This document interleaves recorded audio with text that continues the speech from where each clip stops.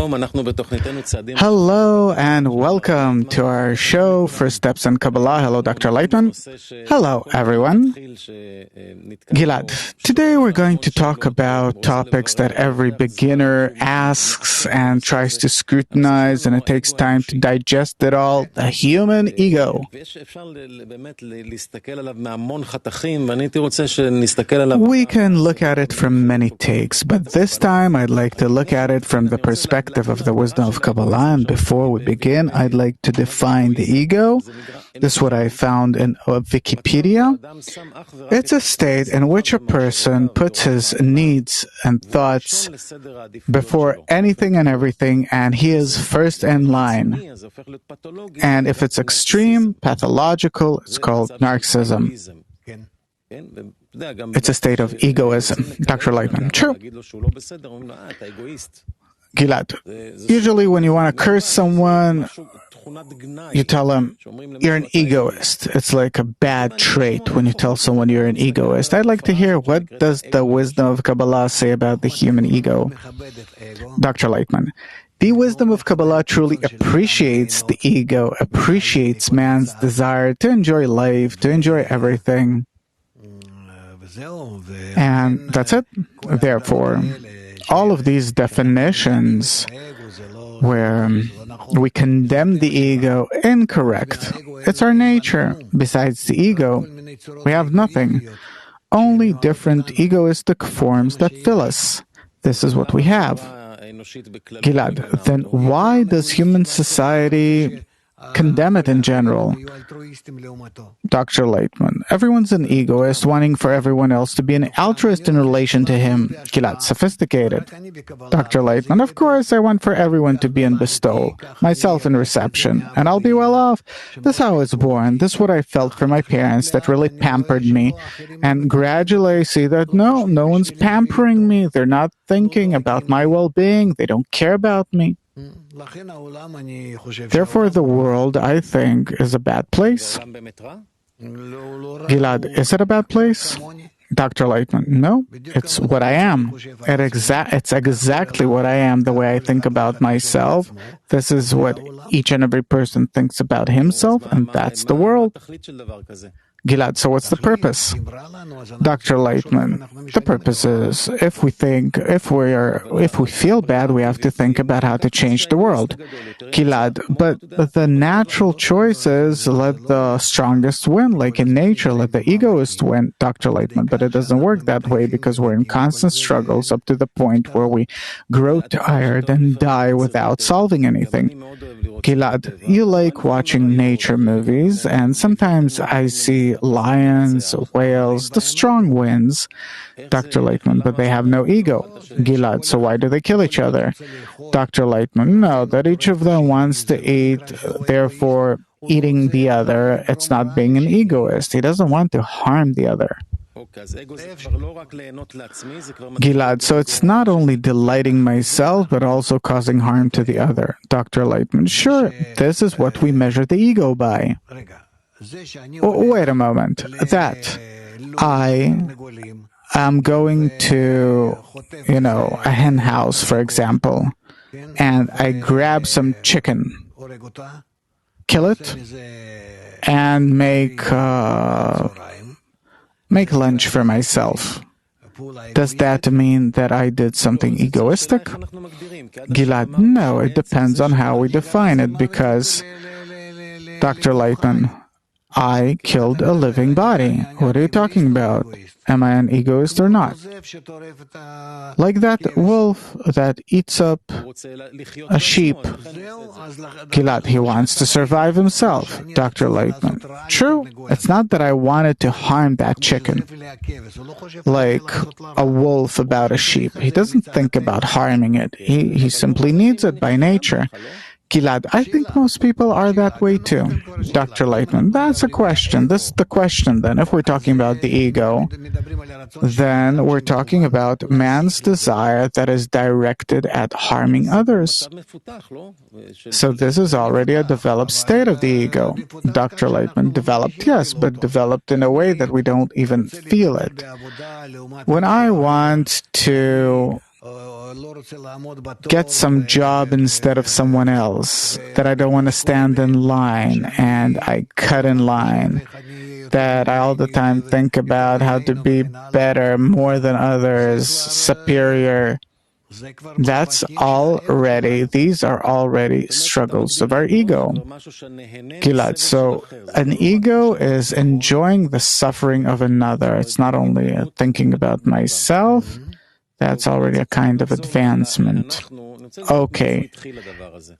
Where did all of this start? When we're talking about the human ego, it's not only me, you, and him, but there's something here called humanity that started someplace. Scientists say that about 2 million years ago, the first Homo erectus that was walking on two started developing, and since then, Dr. Lightman, yeah, okay.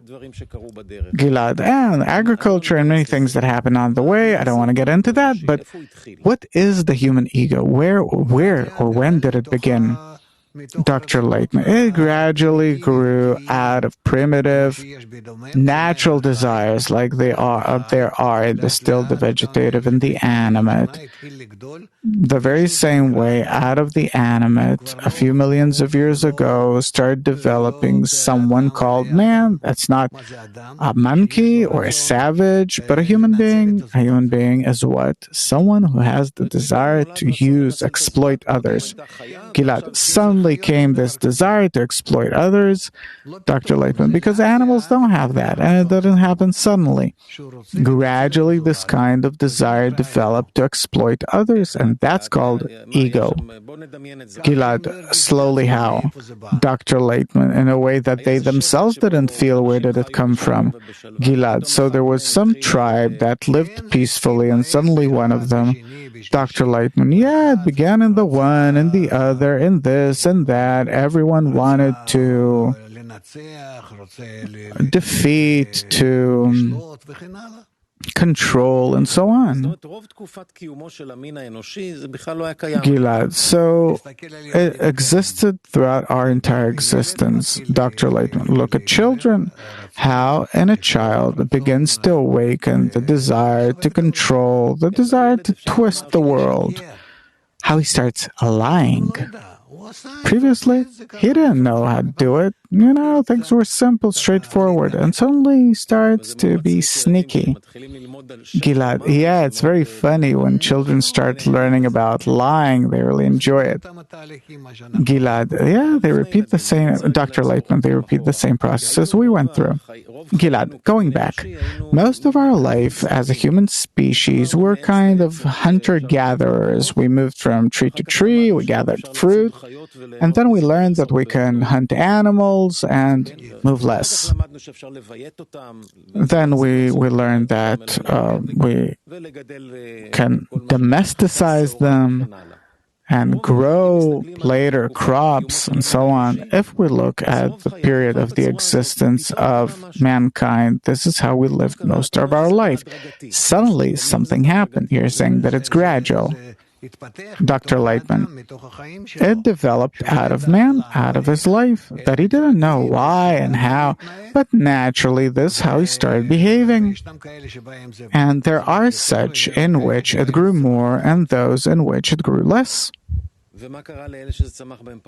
Gilad, and what happened to those in which it grew less? Dr. Lightman, they came under the control of those that succeeded in developing their ego.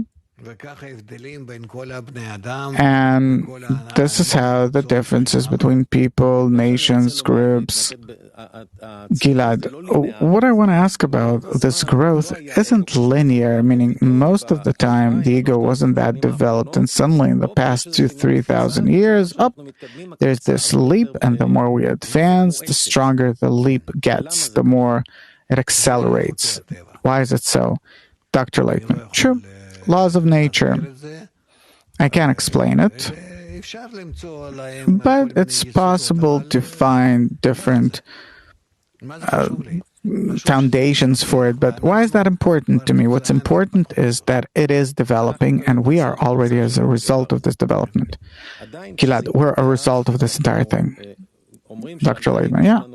Gilad, okay, we're saying that our ego goes and grows, but let's say 3,000 years ago, when we went to war, it seems to me that they were much crueler than we were. Back then, hundreds of thousands of people could die in one day. Dr. Lightman, but they didn't feel that they were cruel. Gilad, but they fought with swords. Dr. Lightman, but you look at it today, that they killed each other, that someone put a spear into someone else and even left him that way for maybe another 20 hours until he dies. It was natural. Natural. It's, hand-to-hand or face-to-face combat, 50,000 people, but it was natural. It's not that what you call today cruel. It was not cruel. Gilad, what was it then?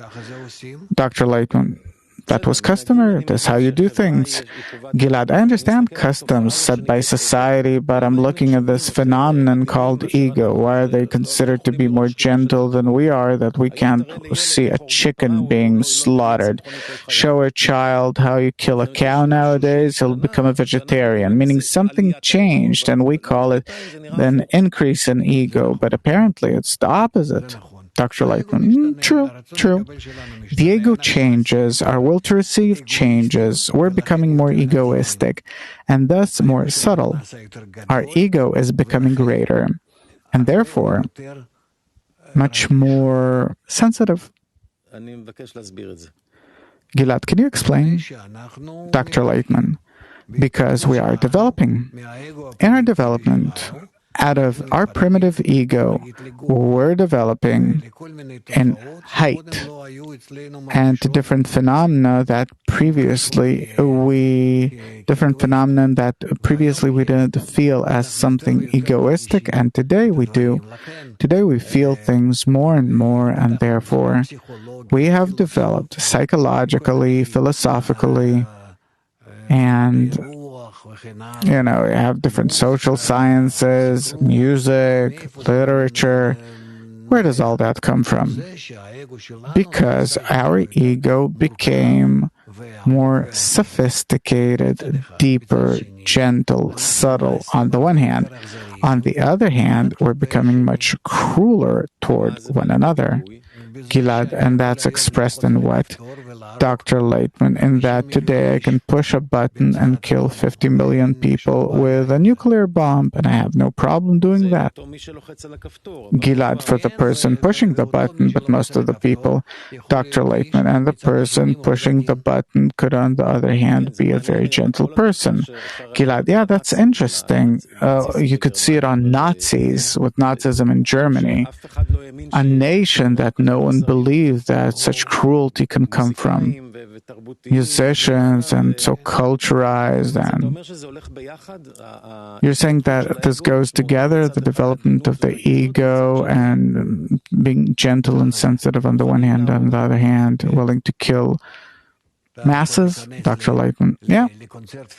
You can go to the Philharmonic, listen to a concert, take all those people sitting, listening to music, and make them a real Nazi execution team. Gilad, could that happen to everyone? Dr. Lightman, to everyone. The more developed the person is, the more cruelty he is capable of. Gilad, doesn't sound that optimistic. What is it all leading to? Dr. Lightman, not optimistic, meaning what? What do you mean by optimistic or not? Allow a person today to kill the entire world, all of humanity. He'll do it? What's the problem? Dr. Gilad, the main thing is that he'll remain. Dr. Lightman, of course. Gilad, so what's that leading to? Dr. Lightman, the ego's growing. It's growing. The desire to receive, the desire to enjoy, it is growing. And unless we correct it, we simply reach a state where we don't care about anyone, about anything. We can't take into account no one. It seems to us that we have to be superior, more special, unique. To the contrary. To the contrary. The greater the ego, the more sophisticated pieces of work we can do in music technology and so on. On the other hand, we don't care using it to the detriment to kill everyone. Gilad, so on the one hand, the technological abilities and becoming more subtle in different aspects, that's on the rise, and along with it, disregard of other people, the desire to exploit others. Dr. Lightman, yes, and these things are related. Humanity doesn't understand this, but that's how it is. Gilad, so looking forward, probably it all has some kind of goal. Dr. Lightman, yes, for humanity to acknowledge its evil, the evil of its nature, of its ways, and to understand that it has to take care of this. Gilad, is there a cycle to the life of the human ego that's born, lives, and dies? Dr. Lightman, no, it's growing all the time. It's unrelated to the human body. It's growing all the time, passing from body to body like viruses, for example, like a kind of spirit in the body. Gilad, so it has an existence in of itself. It's growing for thousands and thousands of years, even millions of years, but lately it's truly conspicuous, and that the bodies are changing, it's non-important. Dr. Lightman, yeah, they're only the bearers of the ego. Gilad, suppose in our generation there are those that are more or less egoistic, or it's only hidden in some people.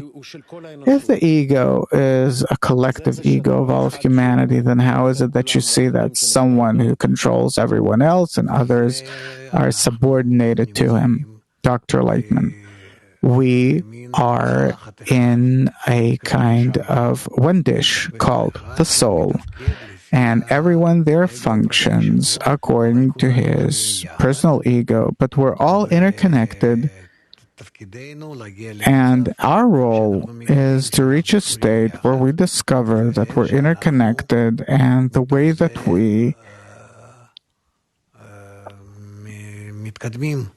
advance from that to a state where all of us together have to reach a common goal.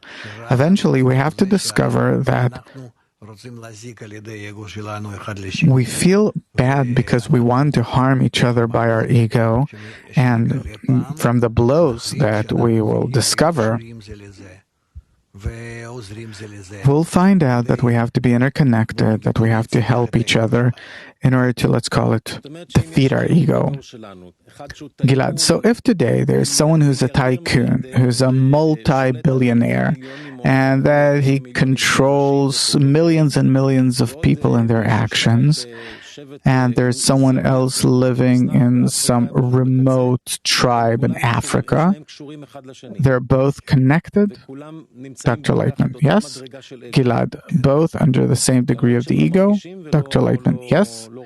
Gilad, even though that they don't feel or see it? Dr. Lightman, our goal is to agree that we are activated by the ego, we're operated by it, and that we had enough already.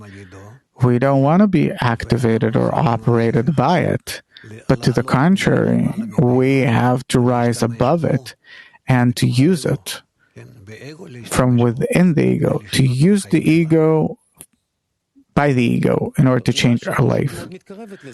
Gilad, seems that humanity is coming closer. Dr. Lightman, let's hope that the problems that we're facing now, along with our effort to explain what's going on, that all of this will help humanity to understand what has to be done. Gilad, I want to ask about a bit of a different angle, a person's personal angle. You start with a newborn baby. Does he have a big or a small ego? Dr. Lightman, he has no ego. It's an animal. Gilad, just wants to suckle, no ego. and gradually grows. And what happens? Dr. Laitman, then the human part in him starts to grow, meaning that he wants to start using others.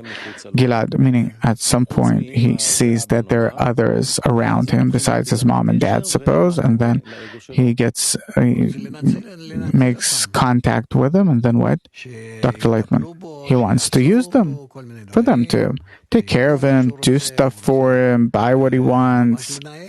He really wants to control them. And he knows how to use their love cunningly. Gilad, and the more he grows, the more cunning he becomes. Gilad, developing this ability to exploit others. He grew up, he became an adult. What now? Dr. Laitman, he wants to use the whole of reality, depending on his big ego. Or he wants only to succeed in life with his family. Or he wants to succeed in his career, or to manage people, to be in power in government, or he wants to rise above this world altogether. What does he need this world for? Gilad, but those that want to rise above this world are relatively few. Dr. Laitman, true, all according to the pyramid. Gilad, okay, now that individual living in a body, feeling himself as a human being, he's not aware of it, but he is a part of the general ego of humanity. Dr. Laitman, yes. Gilad, and in his actions, he's doing something which is a product of all of humanity, and he influenced this thing called the common soul. Dr. Laitman, of course, everyone influences everyone because everyone's a part of one ego. Only everyone feels only their part of the ego. Gilad, suppose now he decides to steal without anyone finding out, or to do something, to use others. How does that affect the general soul, the general ego? Dr. Laitman, because he causes harm to everyone. Not because he steals, but because that this is his attitude, that he doesn't want to connect to others in a good and nice mutual way. Because we're all inside this common soul as one body, so it turns out that certain parts of the spiritual body want to harm the general body. It's like an organ that starts to fall out of the correct connection to the body. Gilad, usually people, like we pointed out before, suppose at home they really care, and they care for their children and their wife and their immediate family and whatever, and at work they're cruel, exploiting everyone. Even seems natural. Dr. Laitman, yeah? Gilad, are they doing harm by that? Dr. Laitman, both are harmful. You have to be balanced in everything. Why at home does he have to give everything? To raise everyone to be egoists? Why at work does he have to be disconnected from others? That too is improper behavior from both directions. Gilad, so that's harmful, and Dr. Laitman, he has to see what is to the benefit of connection for everyone. Gilad, okay, up until now we didn't talk about the correction, but only about the recognition of evil. So now we have a few more minutes left. So what do we do about this? Because in terms of humanity, the ego is growing and growing. And like you said before, in order for us to get to know this evil. In terms of man, he grows and grows and grows, but we haven't reached the end yet. As a person grows older, he stops wanting, right? Dr. Laitman, goes both ways. Gilad, normal person. Gilad, well, if he's a normative person, then his ego quenches. Gilad, yeah, as a teenager, he wants the entire world, and gradually, Dr. Laitman, yeah. Gilad, so what's the correction? Dr. Laitman, there is no correction. The correction is that he starts to acknowledge his evil. Gilad, okay, he acknowledges his evil. Dr. Laitman, so he has to search for where can he correct it. Gilad, okay. He became a student of ours. He's starting studying with us. I understand what you're saying. Maybe I don't feel it yet in all of my organs, but still I understand when you say that if we continue this way, we will fall into an abyss. What do I do about it? Dr. Layton, what do you mean? What do? You have to correct it. Gilad, what do I have to correct? Gilad, your attitude toward others. Dr. Layton, your attitude toward others. But in a clear way that you do it in order to direct them toward their correction that will cause correction in the world to the general worldwide ego. Gilad, so I have to get up in the morning and tell myself, wait a moment, you're not a part of your body, you're a part of the general worldwide ego. Okay, I have to be really careful, cautious. You said before that, from what I heard, that whatever I do will do harm if I'm not doing it in the right direction. Dr. Lightman, so I have to learn. What can you do? So you're brought to a group. You're explained how to function in a 10, how to draw forces that will connect you, and so on. Gilad, I'm starting to work in a 10. We talked about this concept already. Is there such a thing like the ego of a 10?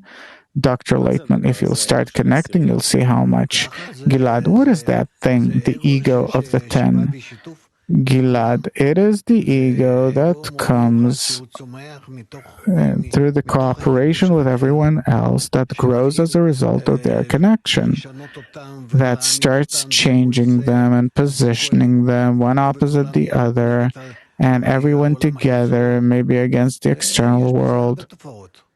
There are many things about this. Gilad, so the ego of the 10 is not mine or his, but it's something that consists of the entire 10, in addition to the ego I brought. Dr. Leitman, yeah, he brings the entire 10 to a higher level. Gilad, that hastens the process. Dr. Leitman, yeah, if we know how to connect, then our ego shows itself, shows that it's higher, we'll have to rise above it, and this way we rise to the next level. Gilad, and what will keep us from running away?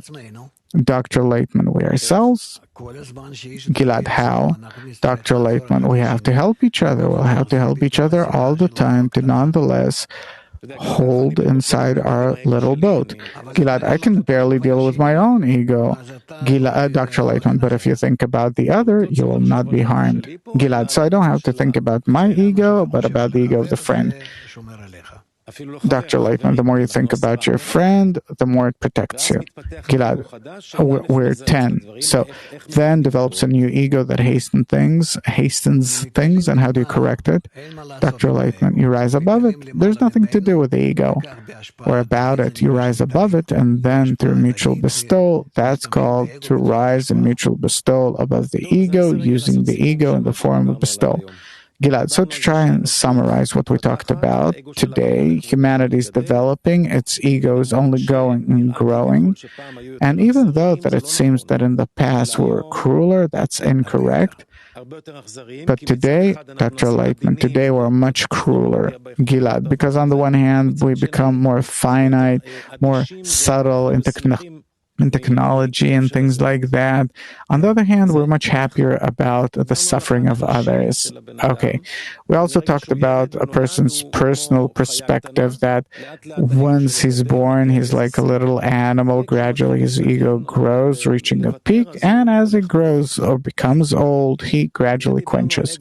Dr. Laban, yeah. Gilad, and we talked about the group ego, the ego of the 10, where something very special happens. It hastens the recognition and the ability to understand what the ego is. What is that? Bad. Dr. Leitman, yeah. Gilad, how do we influence each other? How does the group ego influence the individual, the collective, humanity? Dr. Leitman, mister, there are dozens of articles about this. I don't know what to begin with. It's a group that wants to reach connection and rise above the ego. Then that person that came to such a group has to invest in that group and advances this way. Gilad, can you summarize our talk? Dr. Leitman, before a person comes to a group, there's no optimism. After he reaches the correct group, he can be optimistic and change himself by connecting to the group. He should yield, accept the governance of the group, the control of the group over himself, and through the correct process will reach the exalted goal this way. Thank you very much, Dr. Leitman. Good luck.